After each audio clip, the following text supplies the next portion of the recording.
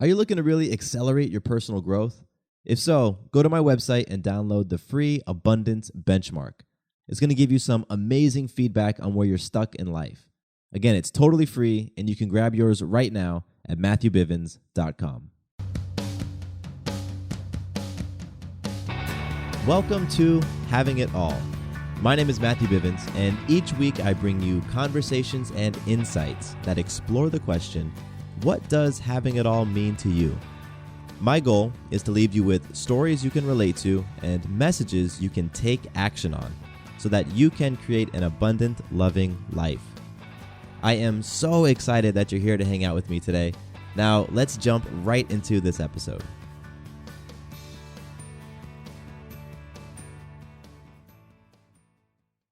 My guest today is Heather Gray.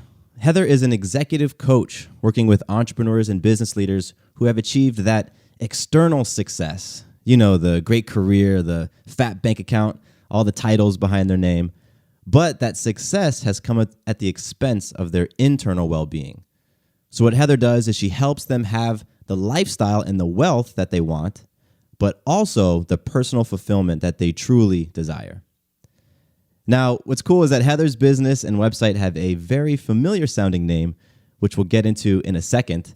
And so with that, I am very excited to be chatting with Heather on this episode. Heather, how are you being today? Oh, I'm so good. I'm so excited to have this conversation with you. Thank you so much for having me.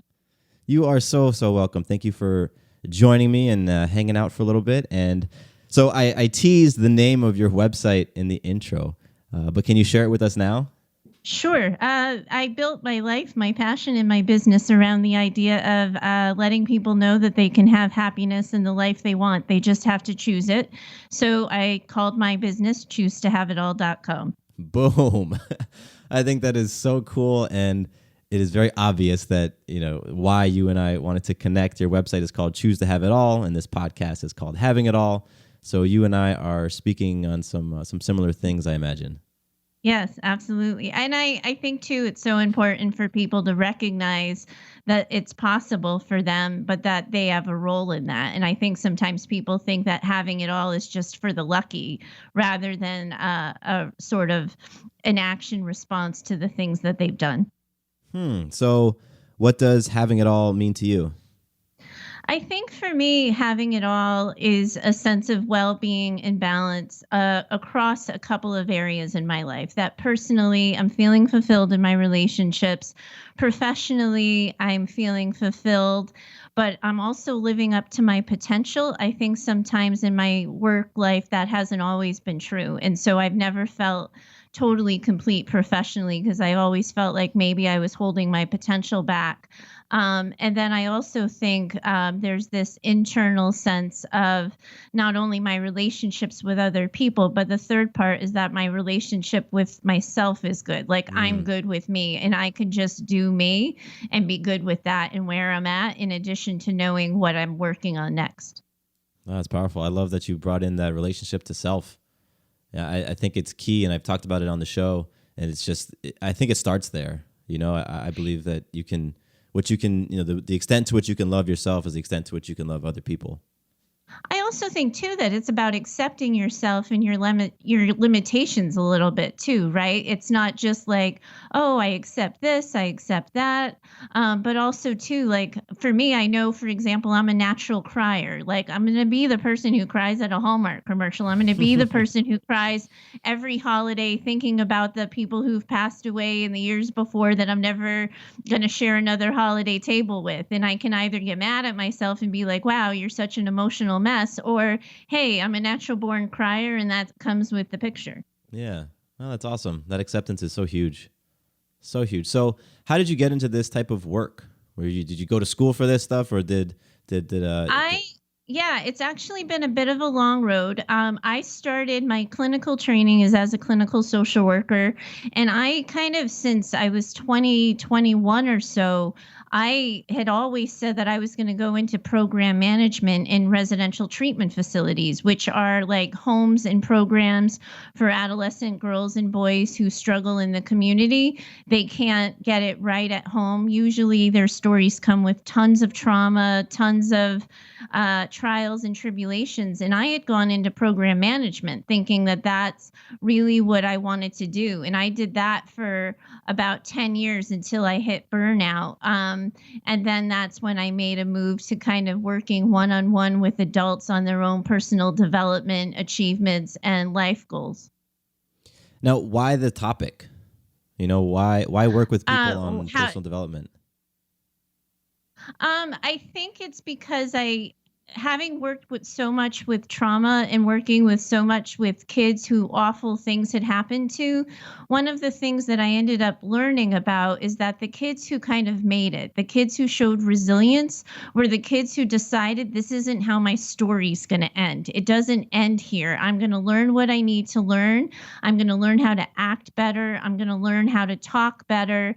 And so what I really kind of came to is that I think there was a lot of, in the clinical movement and in the private practice mental health movement, it's, oh, you're depressed. Oh, you've been traumatized. Oh, this awful thing has happened to you.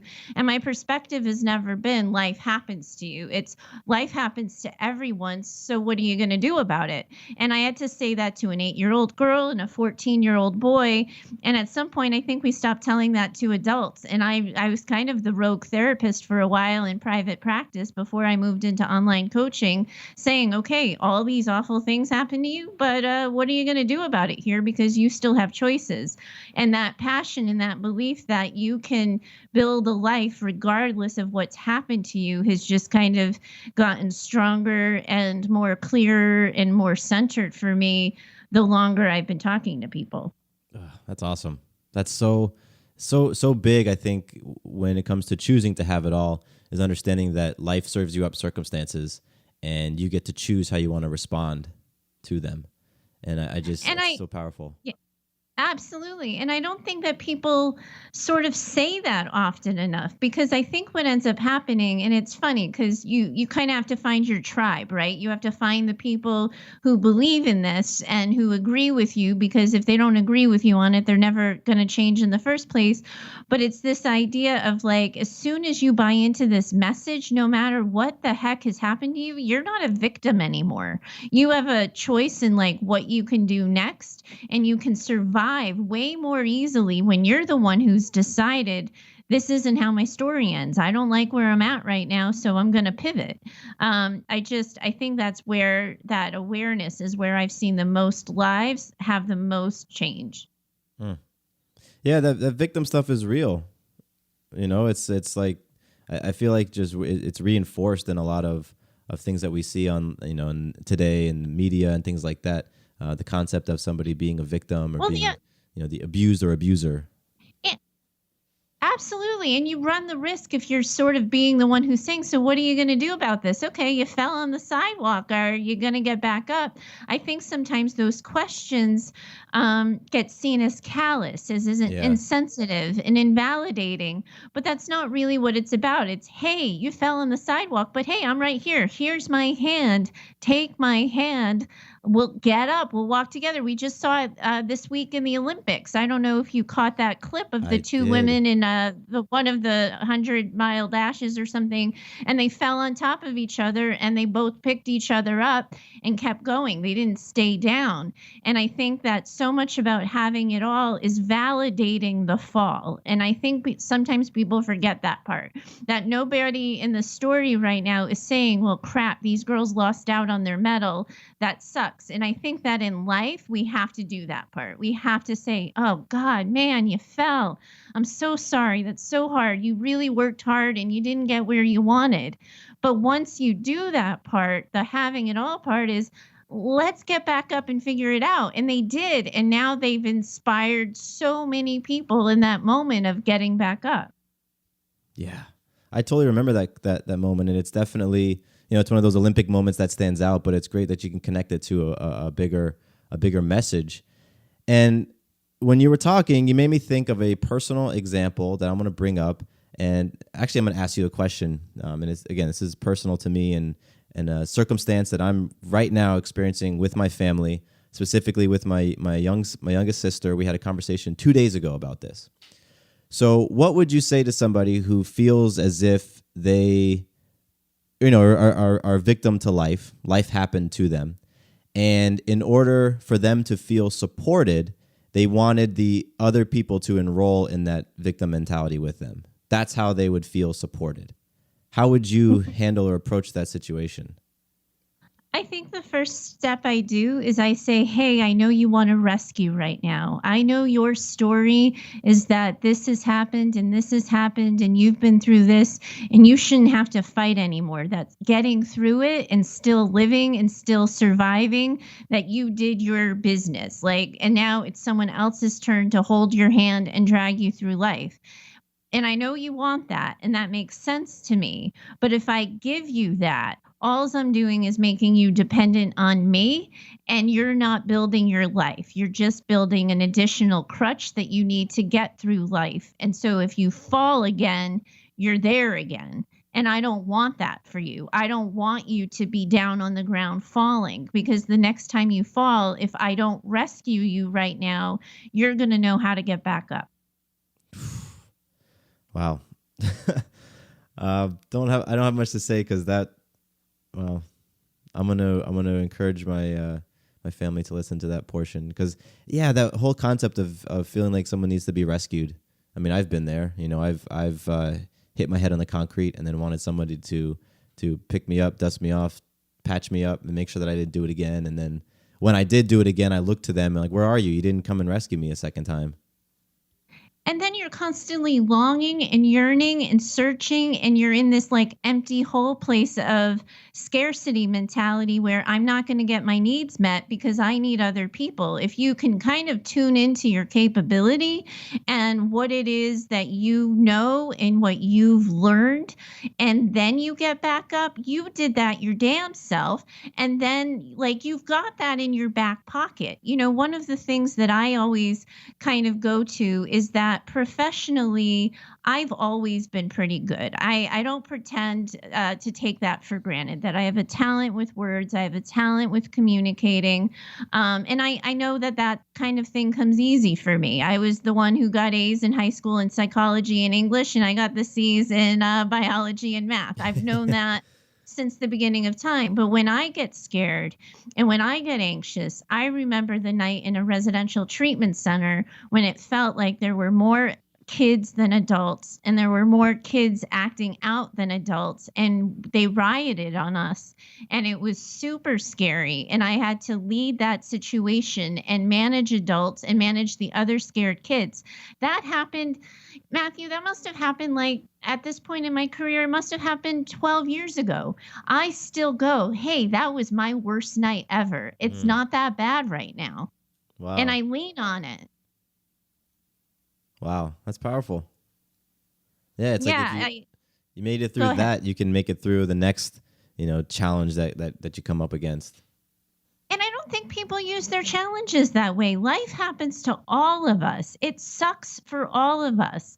And at times, not all the time, some people were dealt like heavier cards in life than some other people.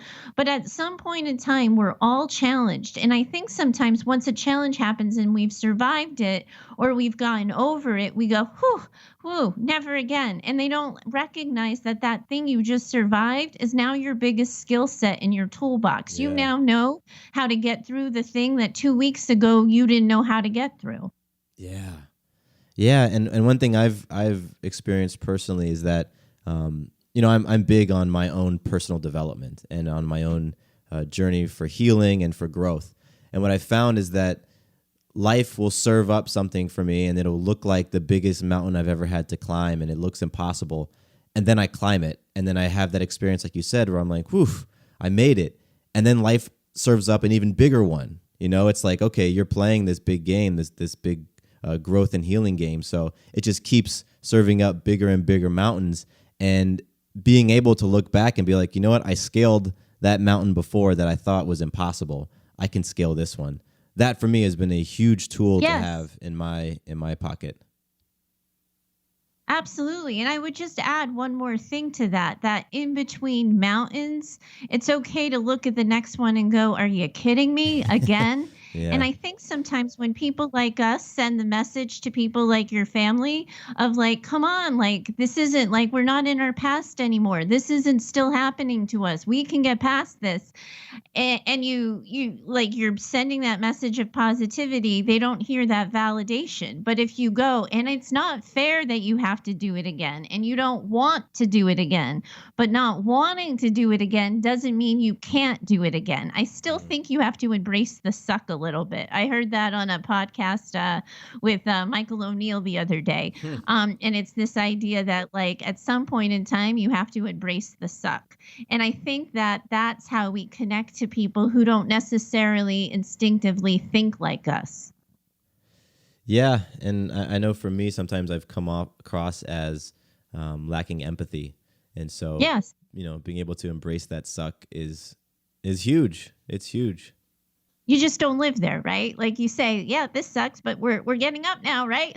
Yeah, absolutely. So tell me a bit about some of the challenges that your current coaching clients come to you with, the people who have the the success Sure. on paper, but are feeling like they're lacking something inside. I think that one of the kind of to put a frame on all of this is I think I was raised with this belief too that if you climb the ladder, whatever ladder you're on, and you can be a blue collar worker wanting to own your own shop, or you can want to be a CEO. I've worked with a lot of people in different professionals, but it's sort of this message is if you just do what you need to do, if you just hustle, you get to the top. That's having it all. And a lot of times, what I find is I'm working with these senior managers, mid managers, or CEOs of companies or solopreneurs who are owning their own business and kind of doing things like I'm doing. They get that and they get to that final rung, but then they suddenly are hearing from their spouses like you're never home, or they're hearing Mm, from their kids like, why are you coming to this basketball game? You never went to any of my others in the past 2 years. So they find that their relationships are struggling. That's probably, I'd say, 70% of what like attributes to people figuring out that they're not happy is that a relationship in their life is sort of in crisis, or they're not in a relationship because all they've done is build their life and they don't have, so they get to that top rung of the ladder, they have a glass of champagne and they're looking left and right and there's nobody to celebrate with. I've yeah. certainly gotten my fair share of calls around that, but the main thing is people think that the success will equivalent to a successful relationship, and it just doesn't even out that way. It's like that. It's something we've all heard so many times, right? That if you place your happiness on things externally, you're going to be left feeling disappointed. And we've read it for most of our professional careers, I imagine. I mean, the people that you coach, they are intelligent people. Like they've heard this stuff before. Why do you think it is that people just have to experience it as opposed to saying, you know what, I remember reading that blog article where someone said, make sure that you are, creating your happiness internally so that you can deal with anything. Like, why doesn't that message just sink in? Matthew, it's my story that they're not reading those articles. It's my Really? story that they're so focused on work because they're told that if you're successful, you have it all. So they're reading the articles on how to interview more effectively and in less time. They're reading the articles on how to get that next promotion, how to negotiate your salary, how to nail that lead, how to make a cold call. And their story is that by being successful, people will like them, and that's what's good, that's their selling point, that it's not about who they are personally, it's about if I'm successful, that's why people will want to be around me, because people want to be around successful people. Okay. So you're saying that they may not even be aware of that other conversation. Not at all. Now, that's more often than not, that's what the first conversation I'm having with people is to sort of say, are you aware, like okay, so your wife or your husband has come to you and sort of said, I'm not happy in this marriage. And you're turning around and saying, well, what do you mean? I just took you to Malibu and you don't Yeah. like that BMW that's sitting in the driveway. What are you talking about? You're not happy. And the first question I say is, if I were to ask you what your partner needs, what are the three emotional needs they need on a regular and consistent basis in order to feel seen and taken care of by you? It's dead air. Hmm. nearly every single time, because they've checked off the list of, I've brought in the money, they have the nice car, they can go on vacation, we got our kid a special, premium membership to a special summer camp this summer. What more do they want? And I think that the problem is they haven't learned that there's value in being present, Hmm. because in their professional life that doesn't equal dollars, so what's the point? So they don't equate in their personal lives that just showing up on time for dinner, asking how your day was, listening, and then asking a follow-up question has any value, because nobody cares about that when you're at work. Yeah, no, that's very true. Or at least that's not something that's measured at work. No, It's or yeah. appreciated. Yeah, Yeah, yeah, I absolutely. appreciate it. It is interesting though, as you said that, it reminded me of my own experience. My parents got divorced when I was about 10 years old, and I lived with my mom, and we would see my dad. Like the typical arrangement, every other weekend he would have us, and I remember for years growing up that one of the ways my dad showed his love for us was by purchasing us things. So when we would go to his house, we'd have the new video game, or he would take us out to dinner, and he would spend his money on us, and he would show us that's how he loved us. And it wasn't until years later, when I was, had grown up a little bit, and I had really reflected on those things, that I shared with him that all I wanted was your time. I didn't want the things; I just wanted your time. And he was maybe 60 years old when the first time he heard that, and the first time it sunk in. So I get what you're saying, where people just they aren't having that conversation about what truly is important. And I think that so much of it is because they spend so much time developing their professional lives, they don't develop their personal sort of sense of self and personality and who they are and who they bring to a relationship. So they don't know that. They think their value is in what they can provide. And that it's like eye opening, like, really? You want to spend time with me? And it's almost like shocking, because they don't see themselves as valuable. They don't hold themselves in that kind of esteem as somebody that somebody else would want to spend time with. That's a really interesting way to look at it.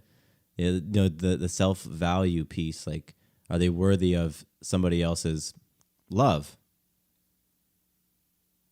I used to hate that stupid expression that nobody can love you until you love yourselves. I used to think that was like a victim stance, and like all you're doing is blaming the victim. Like, wow, you've been traumatized and now you have to love yourself because you've been traumatized in order for anybody else to love you. Mm. And I used to kind of get on my high horse about that. But the more I live in this world and have these conversations with people, that it really is, you have to know that you're valuable to other people in order to like be able to be present for other people, because if you don't think you have anything to offer, you're creating a ton of other stories that make no sense and make it really hard for you to connect to the other person. I like how you keep bringing up the word story, because I that resonates with me. I get that. The stories that we make, that we create, we then just play on repeat in our heads, and then we that becomes our reality. So I'm happy you bring that up, because I think for the people listening, it's something to they can grasp onto. Like, what story am I creating that is resulting in this experience I'm having right now? Absolutely. And the way I kind of explain it to people is when someone says something, does something, or doesn't say and doesn't do something, we create a story about it. So, for example, if like you make a nice dinner for your wife and she doesn't say thank you, you can create a story about that, that she didn't even notice the extra effort, she doesn't really care, when in fact she might have just been so grateful to have that dinner taken off her list and to be able to get 10 seconds of relaxation, that she went and took those 10 seconds of relaxation rather than having that conscious moment of thanking you. It doesn't mean she's ungrateful. She might have just forgotten to say it. Ah, very true. So true. And I know for me, my ego kicks in real quick if I extend myself, or if I make myself vulnerable and I don't get the response, or I don't get the action back that I was expecting. Like, it's so easy for that story to just start to be created right then. I absolutely. I think that the same is true for me.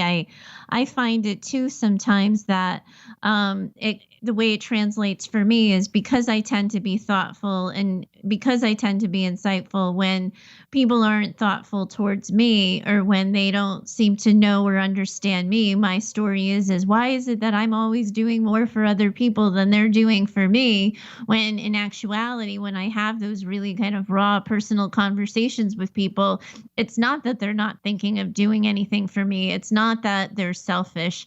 It's that they think I've got it because I present as so confident and capable, that the story I'm sending out to them is I don't like almost I don't need you. I've got it. That part of getting my needs met in relationships means I have to be vulnerable and say out loud I have them rather than expecting other people to read my mind and know that. Mm. Yeah, that communication piece and just being bold enough to say what you want and sort of releasing what happens after that. Every single time. Anytime there's a conflict in a relationship, the first thing I tell people and the first thing I try to teach people is tell the person what you want them to think. Because so often we don't say something because we're worried about how it's going to be taken or we don't quite know how to say it. But if you just simply say out loud, hey, I did this nice thing for you, I kind of like, I'd hope that you would have acknowledged it or said thank you. And my feelings are hurt that you didn't. That opens up the dialogue for somebody to say, "Oh my God, I'm so sorry. My head was in 50 million different places."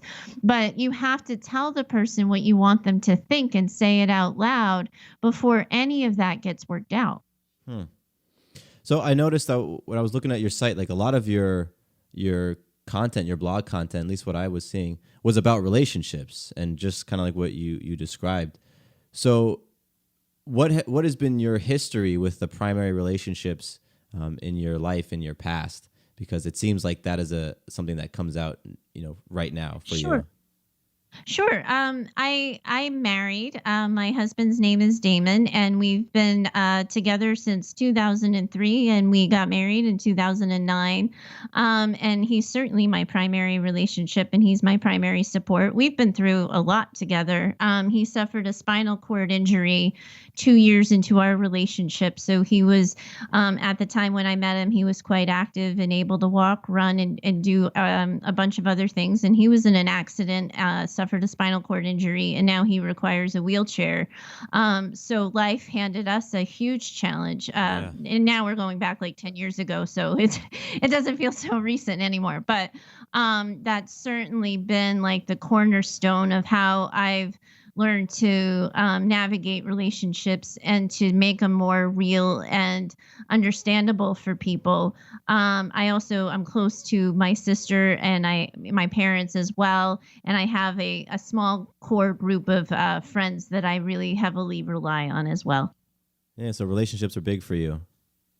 Yeah, I think yeah, absolutely. And I think they're big for a lot of people. I feel like if our relationships are good, we're good. When relationships are in crisis, it's just kind of distracting. I always tell people work can be good so long and you can have a hard time in your personal life, but if your personal life and work are in conflict at the same time, that's when it gets bubbly. But yeah, I think that people really find that whatever level of relationships they want, because I certainly know a lot of these people who call me, they're not looking for like a long-term committed relationship. That a romantic relationship or marriage isn't necessarily considered something their cornerstone in their own lives, but they want to be good with people and have people be good with them.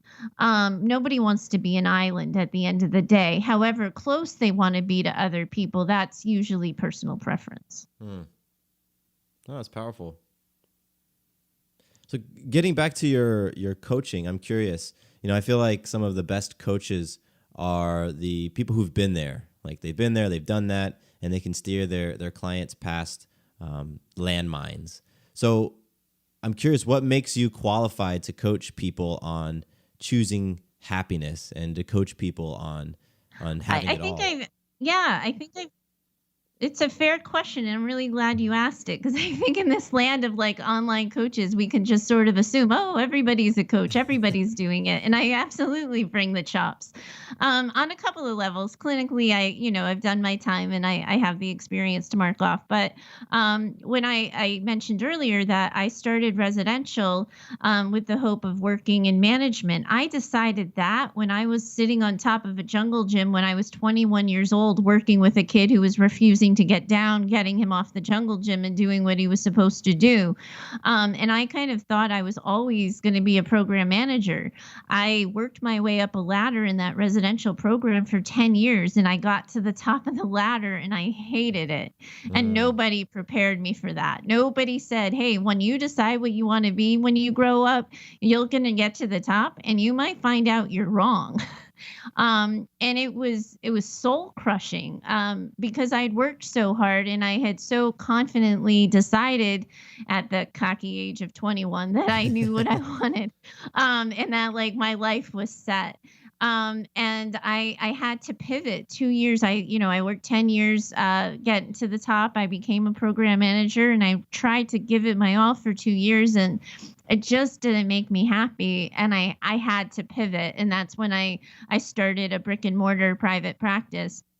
And I really loved being my own boss. I loved being in control of my schedule. I loved the switch that happened when I was in private practice from working with people who were mandated by other people to see me to people who could just knock on my door when they were ready to see me and wanted to see me. So professionally, that's kind of how that happened. But also personally, like I mentioned it, earlier, I was 2 years into my relationship with my boyfriend when he was hurt and suffered a spinal cord injury.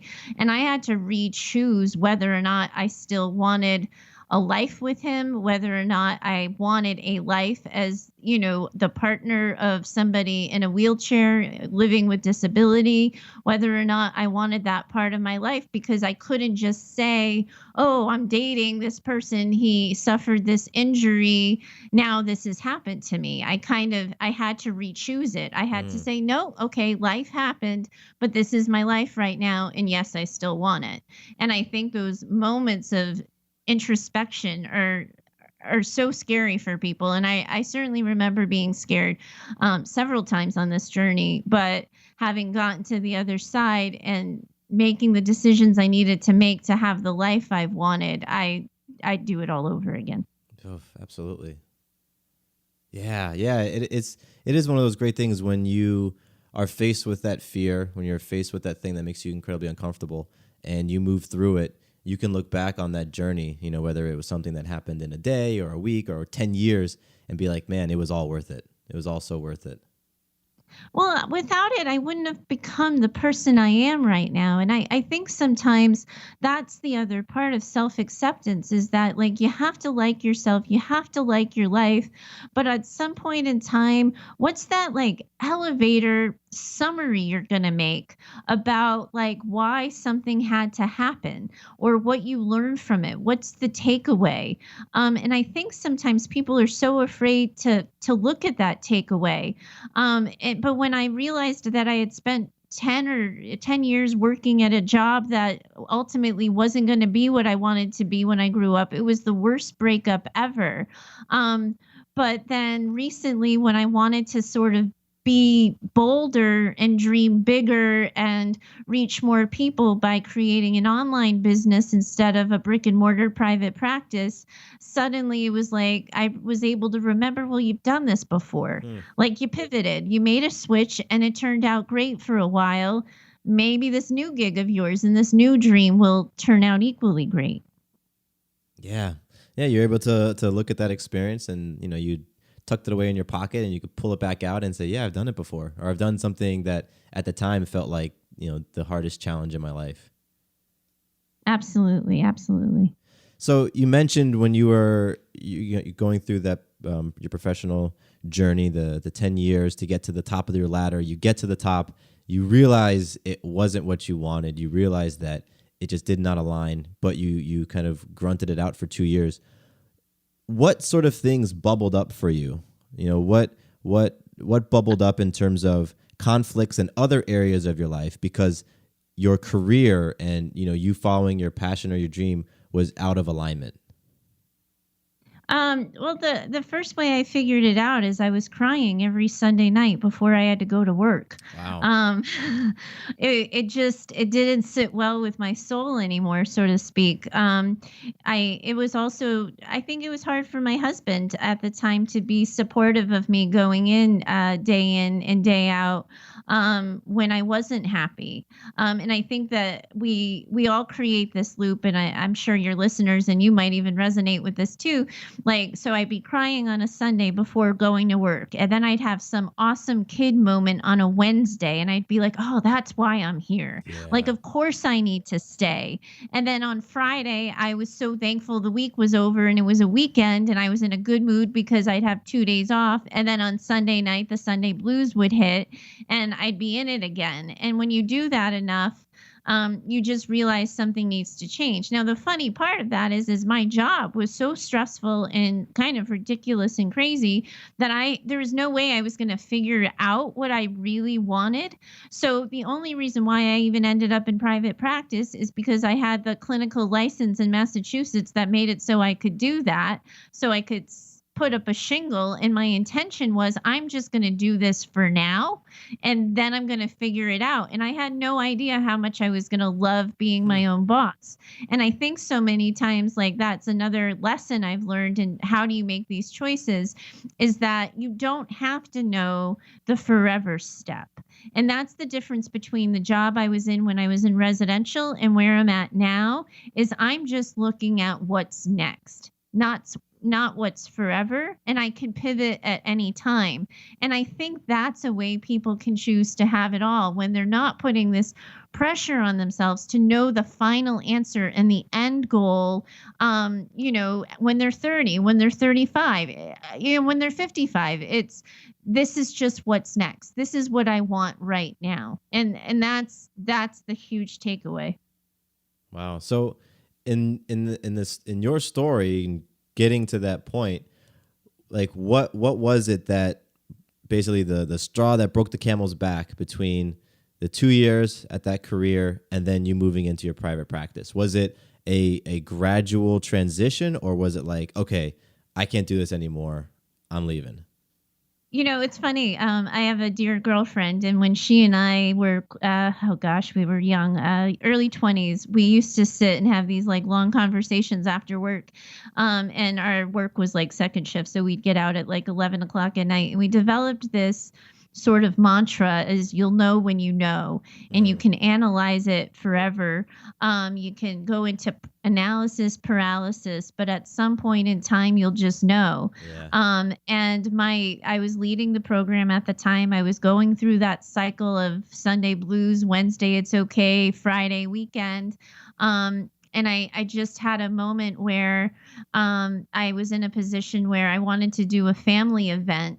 And I suddenly was like, oh, I've already juggled the on call schedule twice. I can't ask somebody to cover my call again. I don't think I'm going to be able to go.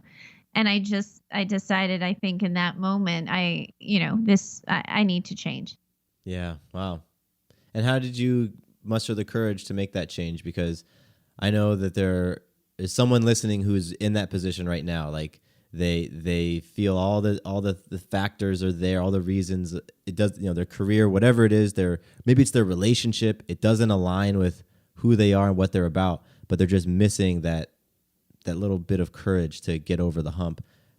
The How did first thing you? I did Yeah, go ahead. Yeah, the first thing I did is I cried my eyes out, and I grieved it, and I think I gave myself permission to be wrong, and I gave myself permission to start new, and I think that I told myself that I have a choice. I can be unhappy crying about a job I don't like, or I can be unhappy because I'm scared that I don't know what's next. I have to choose my unhappy. One has no endpoint. I'm unhappy at this job. It looks like I'm going to stay unhappy at this job. The next one is, well, I'm unhappy because I'm scared and I'm nervous and I'm doubting myself and I don't really know how to run my own business. I've never done it before. but that has an end date at some point because I can learn. Or if I'm wrong, I'll just be out of the residential long enough to be able to get a new job. That's an amazing, I think, shift in how to view that situation. You have to choose your own happy sometimes, I think, too. Like, I had to not only choose happiness, but sometimes you just have to choose your pile of suck, which sucks less. Yeah. I mean, and that's real, right? Because sometimes all you can see is the pile of suck.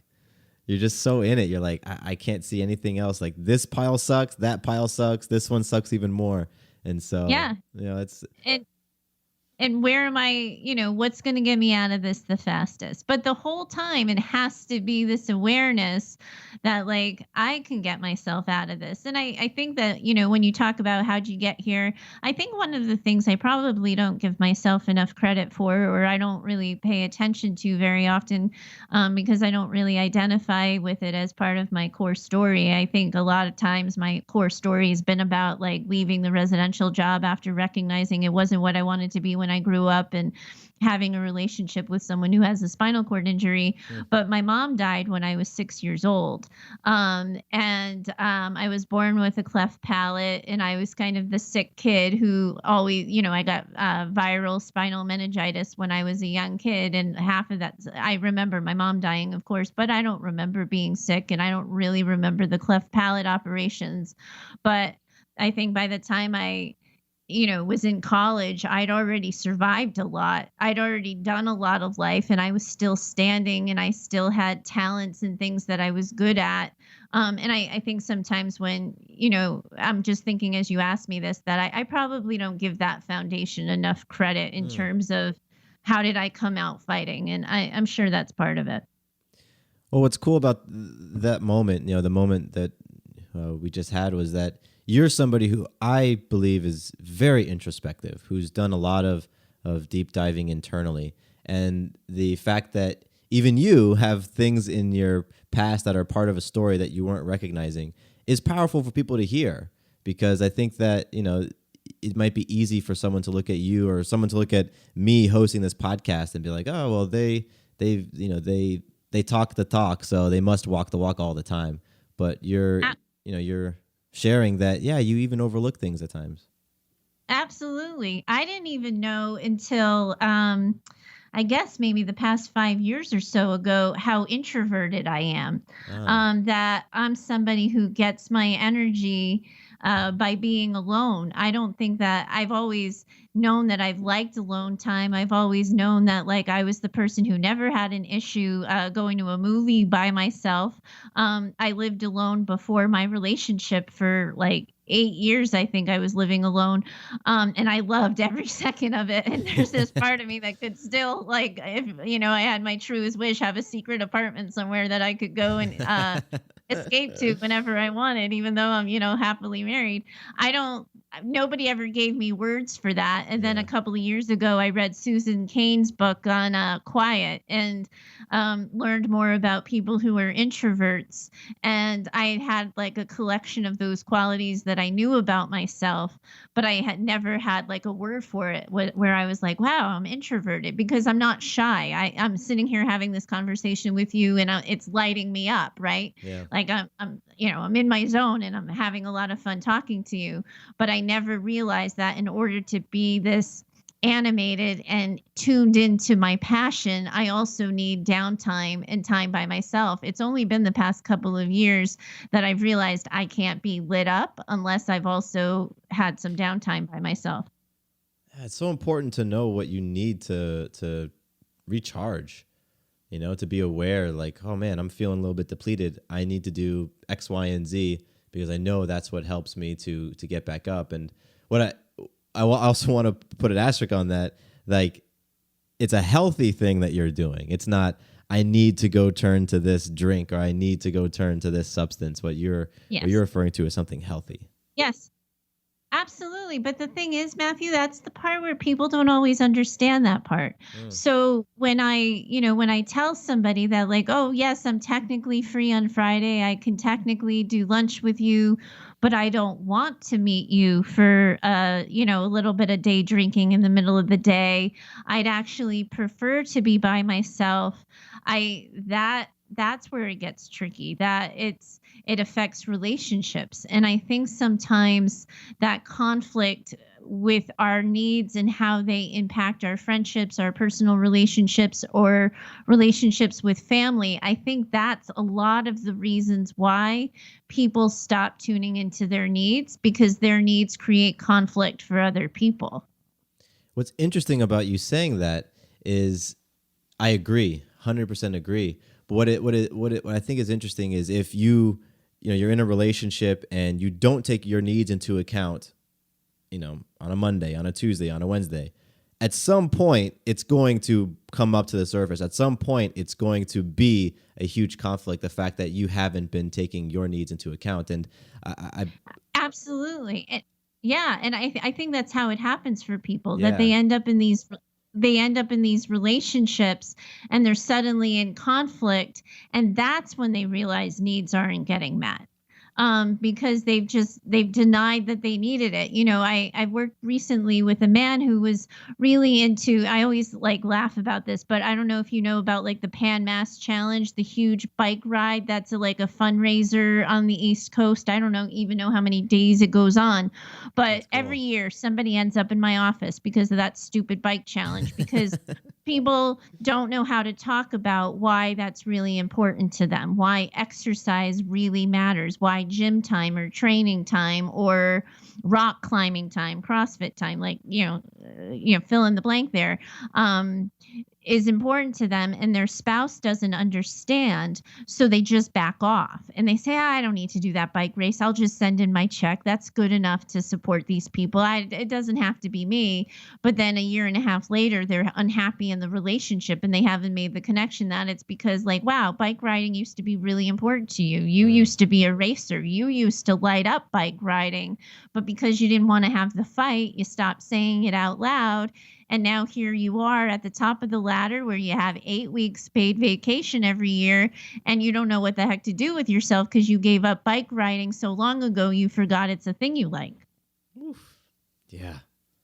Yeah, it's so important to honor yourself and your things that you want to experience and the things that you feel you need. And to be able to say it out loud rather than giving it away. Yeah. Yeah. Oof. Well, I'm looking at the time and I want to ask you a question. Are you comfortable with going over a couple extra minutes? Because there's something I wanted to ask you and it'll go past the Sure, 40-minute mark. yeah, Cool. absolutely. All right, awesome. So getting back on you and your introspection and your ability to deep dive, I've talked on this show about something called an epic challenge, and it's come up in a number of episodes. And essentially, an epic challenge is an area in your life where you currently feel stuck. You feel stuck. You're not getting the results that you want. You're not having the understanding that you want. And it can be in any type of area of your life. It can be in love and relationships or career or friendships or wherever. So my question for you is what is your current epic challenge? And I challenge you to go deep on it and to share with us something that really is that it's big and it's something that is hitting you at the core right now. Yeah, it's actually not hard to dig deep because it's been bothering me for a while, but I feel like I've been a really lousy friend to people who are important to me. Mm. Last year, my husband he had a tough time. He was sick for about 8 months last year, and I had friends who were so present, and they were checking in with me every day, and they were bringing by food and making sure I got my needs met. And this year, he's better, and I'm so excited that he and I are doing really well, and my business is doing really well. Last week we were on vacation. We got to go to New York City and we ate our way through New York City. But the week before vacation, I was kind of hustling, right? I was trying to get all my bases covered before vacation. And I had a friend sort of message me kind of tentatively and let me know she was having a hard time. And I didn't respond. It almost, in the moment I got that message, message and it felt like I don't have time for this. And I didn't necessarily want to make the time. And that is not me, Matthew. Like Mm. that, I'm not somebody who ever thinks or feels about a friend that like, I don't have time for you. And I don't want that feeling and I don't like that feeling, but I feel like that is an area where my balance has shifted in a way that it never has before, that my marriage is rock solid, my business is living up to the potential that I want it to live in, and I'm helping people and I'm taking care of people with their depression and their struggles, and suddenly I have these friends, and it's not just one time. I could forgive myself for one isolated incident. This has come up a couple of times over, I probably say, the start of the year, when I really started dreaming bigger for myself professionally, is that I haven't made the time for my friendships that I really want to make. And I don't always feel like I know how to make the time, because something's got to give. And at the end of the day, I think I end up choosing either my alone time, my marriage time, or my business time. And I really worry that I'm hurting my friends. Hmm. Oh, that's real. That's real. So, I mean, we're almost 8 months when as we're talking right now, we're in August. So almost 9 months, into the year. And you said you've been experiencing this since the beginning of the year. So do you see like the place you hold for your friends and the expectations dropping a little bit to counterbalance the time and energy you've been putting into your relationship with your husband, which now you guys are going out and doing more things, and your job, your career, which something you're building? Like, do you see it counterbalancing, or how do you see yourself addressing the situation?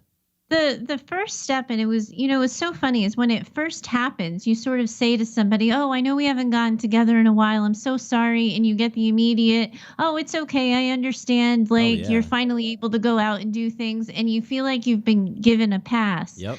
I don't think I knew at the first time I said it that that was bothering me then, that I didn't want to be the person who says, "I'm so sorry. I can't make time." So what is starting to shift, and it's only, I'd say, really only since like the past week or so, Matthew, like I'm just getting on this now, is changing my expectations for what time with my friends looks like. Mm. That it's okay if it's just a phone call, but that I'm not going to wait for someday. I'm going to schedule it. My sister and I, we both have August birthdays, and we always do, instead of presents for each other, we spend a day together. And we texted just today about like, okay, when is girls' day? And my instinct was, oh, well, your life's really crazy right now. Let's not schedule it. And she sort of said, if we don't schedule it, it doesn't happen. And it was like a light bulb moment, that that's what I have to do with my friends. Because if it's on my schedule professionally, it happens. So if I want more time with my friends, I can't rely on making time. I have to schedule it. And there's this, in the leadership mod world, there's some talk too about like you schedule your priorities. Yeah. You don't prioritize your schedule. Yeah. And it's so funny. Professionally, I've nailed it. I schedule the articles I want to write. I schedule my coaching sessions I want to do. I schedule interviews like this with you, but I haven't put my girlfriend on a schedule in a really long time. Well, now they're starting to get added to my schedule, and I don't think I'm going to be right with myself or right in the relationships until I've sincerely apologized for not being available. But I think that I'll be doing better by the end of the year. So it sounds like you're doing a couple of things. You said owning the fact that you haven't made them as a priority like they were in the past. And then you got into some of the effective things that you were doing in your business that were working. You started to implement them in the friendships as well with the scheduling. I like that. And I think that's the way a lot of people can learn how to manage life challenges. That if you're struggling personally, more often than not, you have a professional skill you can lean on that translates. Yeah. And the same thing in business is that if you know, I was talking to somebody the other day he's a manager, and he was telling me about this over anxious employee. And I said, well, you have a kid. Have you ever had a kid wake up in the middle of the night scared to go back to sleep? And he's like, yeah, that's my life right now. And I said, well, what do you do? And we walked through it, that he lowers Wow. his voice. He uses shorter sentences. He says more encouraging statements. I said that's the same thing you can do with your nervous employee, because at some point in time you're still telling your kid, "Hey kid, you got to get back to bed." Yeah. You're still having accountability, but you're also offering the nurturance. And that's how I walked him through it. Oh, that's great. That's fantastic. Because there are a lot of people out there listening who have achieved some sort of success. Like they've put a certain set of skills to work in an area like career, and it's worked out in their favor. But then they wonder why other areas haven't worked. And it's like, well, you've excelled at your career. You've been able to communicate with your team, so you can do it. Now it's just doing that with your family and your kids, or those relationships that you feel are suffering. So being able to translate all of those skills, I think, is great. I call it tuning into capability. That if you can tune into what you're capable of, suddenly you're able to do it. Oh, I like that. Tuning into capability.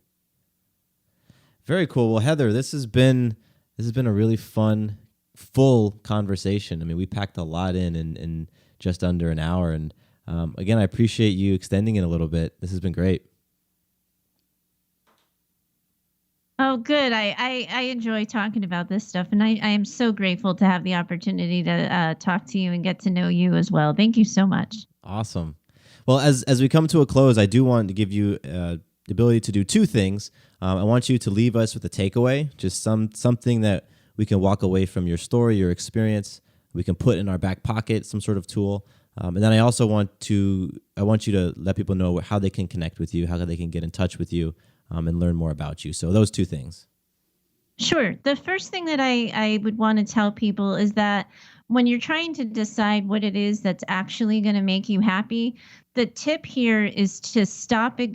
Like, you have to start ignoring the critic that says, but you haven't gone to school yet, but what will so-and-so think? And do you really think you can do that? Because if you start at the obstacles of all of the things that are going to get in the way of making you happy, you never get there. You never figure out what actually is going to make you happy. You've stopped at the obstacles. So what I always teach people is get really clear on what it is you want, no matter how big, bold, brave, scary, challenging it is.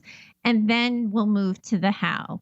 Then we break it down to how do you solve the obstacles? How do you get the money? How do you find the time? How do you have the conversation? How do you learn what you need to know? But if you don't get really clear on what it is your dream is and get comfortable saying it out loud, you just never get there.